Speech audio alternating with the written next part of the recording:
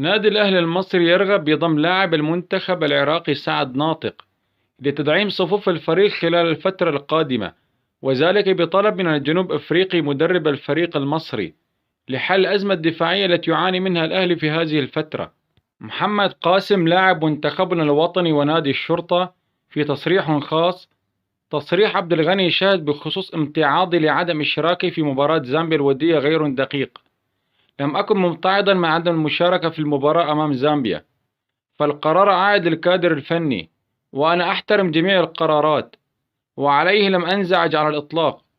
كنت وما زلت في خدمة منتخب الوطن، فهو شرف عظيم أن تدافع عن ألوان المنتخب الوطني.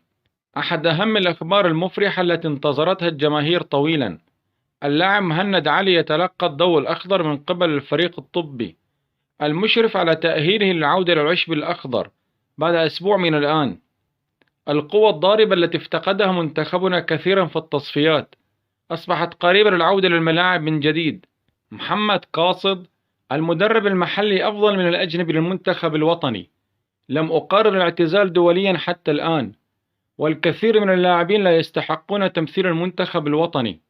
مدرب المنتخب الأردني العراقي عدنان حمد: أتمنى أن أعرف من هو العبقري الذي يخطط لكرة القدم الآسيوية عندما اختار شهر رمضان لإقامة مسابقة مثل دوري أبطال آسيا في بلد واحد. وأضاف: الاتحاد الآسيوي هو الوحيد من بين كل الاتحادات القارية الذي يحشر مسابقاته بهذه الطريقة، ويمنع الأندية والمنتخبات من عدالة الفرص في اللعب على أرضها وبأوقات متباعدة. ختم حديثه: لا يمكن إيجاد أي سبب مقنع لهذا التنظيم الغريب الذي جعل كرة قدم آسيا في أسوأ حال بسبب التخبط وسوء التخطيط والفشل المستمر في القدرة على تنظيم البطولات بالشكل الذي يطور من المنافسة.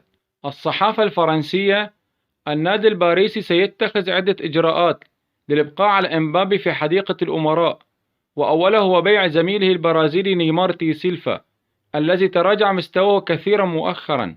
بحسب بعض التسريبات، لاعب برشلونة بيكيه كان يقول لرئيس الاتحاد الإسباني: يمكننا أن نضغط على السعودية للحصول على مزيد من الأموال، إذ لم يوافقوا فيمكننا ببساطة إخبارهم بأن مدريد لن يشارك في المسابقة، حيث أن شركة بيكيه كانت وسيطا وسببا في إقامة كأس السوبر الإسباني في السعودية، وكانت تكسب في كل نسخة 6 مليون يورو وعلى مدار 5 أعوام.